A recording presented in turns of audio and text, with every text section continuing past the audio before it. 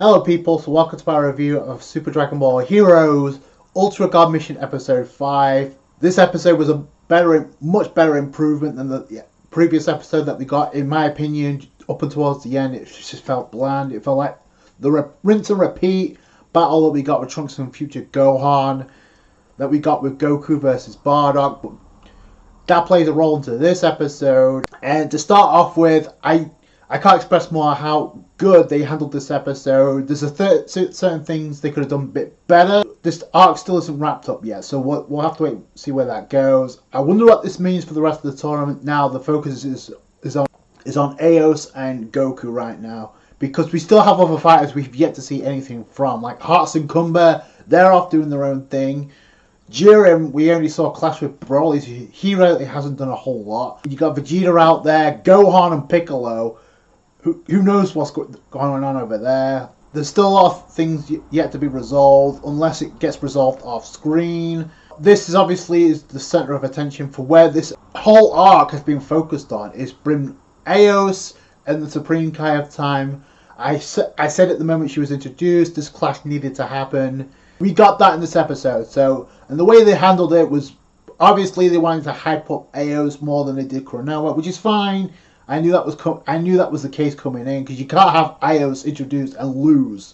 You can't do that, and I'm really surprised of how they handled her during the latter stages of this episode. So we start off immediately at the time nest. Chronoa wants the time scroll back. Aeos gathers multiple time scrolls and sends them into a box that she creates.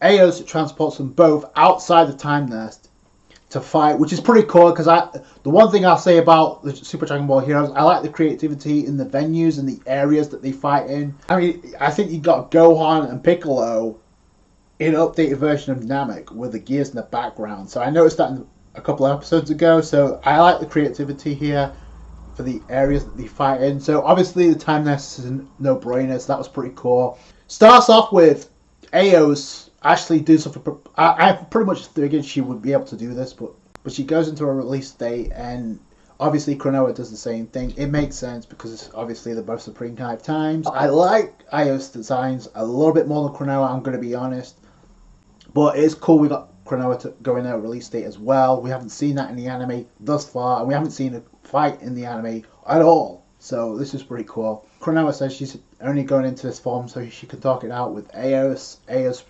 denies it. Obviously there's difference in ideology between the two, and at the beginning Chronoa says, yeah, you're right, there should only be one time scroll, but the multiple timelines have led to miracles. Something positive can come from this, but Aeos doesn't want to hear any of it, so that's why the fight clash. And then she gets overpowered.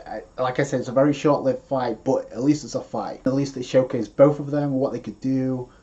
This couldn't end with Aeos losing to Chronoa just yet. I don't know how long this arc is going to continue, but it's just cool we get to see this clash anyway. It could be Goku that ends up opening up Aeos's eyes, and maybe maybe there's more potential with multiple timelines. So we still need to get a reason as to why she wants only one timeline.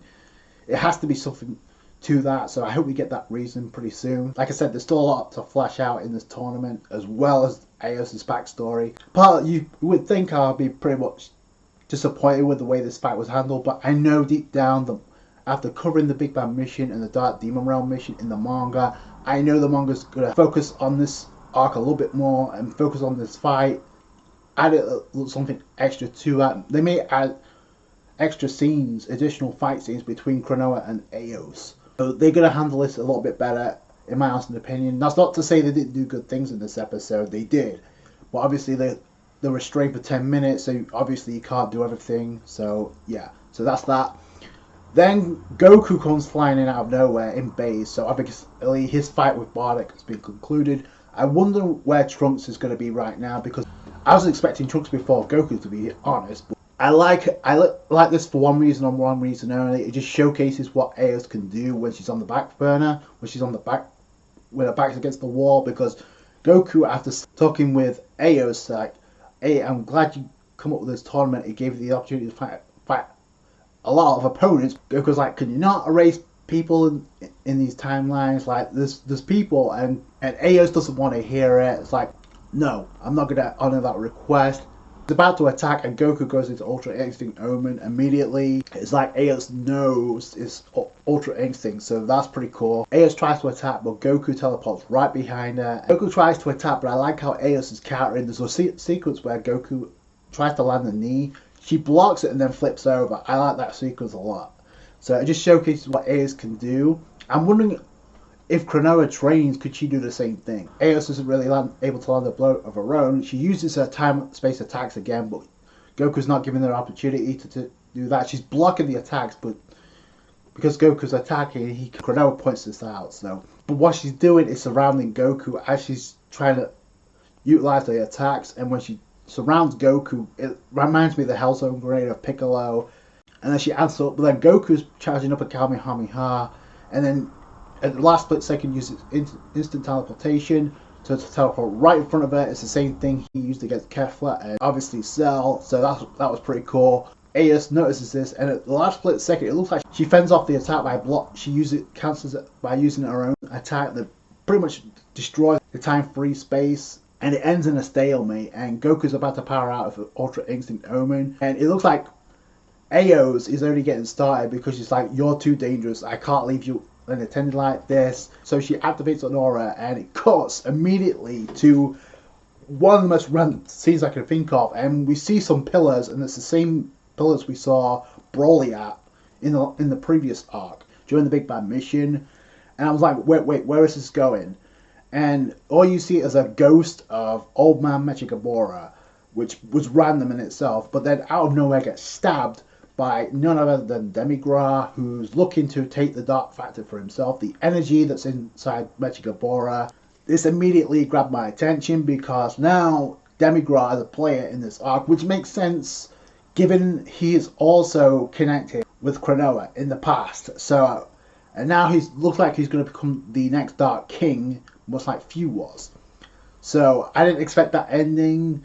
By default, since we saw Demigra, we have to see Ribeiro again, so that's a plus. I'm wondering where this is going. Are we going to get to see Toa and Mira again pretty soon? Or are we going to wait till the ending of this? Personally, I would like to see the ending of this arc and then shift to Toa and Mira, because it's too many faces, so they're obviously going to get overshadowed by the rest. Like I said, it's the same thing I said during the Space Time War arc portion of Big Bad Mission. It's like there's too many phases, so they would get lost in the shuffle. So right now it's all about Aeos, so hopefully we'll see where that goes. Demigra's going to definitely play a role, so I can't wait to see what that is. Now, what's interesting about this, and I didn't expect in the ending of this episode, so that's something I can praise Super Dragon Ball Heroes for. Like I said, there's a good chance they'll probably flesh out the fight between Chronoa and Aeos in the manga, as well as what's going on with Goku and Aeos. We may even get more of a reason before this point. I don't know. But obviously the way the manga has been handled has been great. One of the good things about the manga is been Ribeiro as a character, how she's been handled in the previous two arcs that I've covered. In the Big Bang mission and in the Dark Demon Realm mission, ever since she's been introduced. So if we get to see Demigra again become the Dark King Few, I wonder what's going to happen with Ribeiro, because her personality is much different than what we get in the anime, obviously. So I can't wait to see where that goes. If there's a difference in opinion, because she has some interactions with the Time Patrol.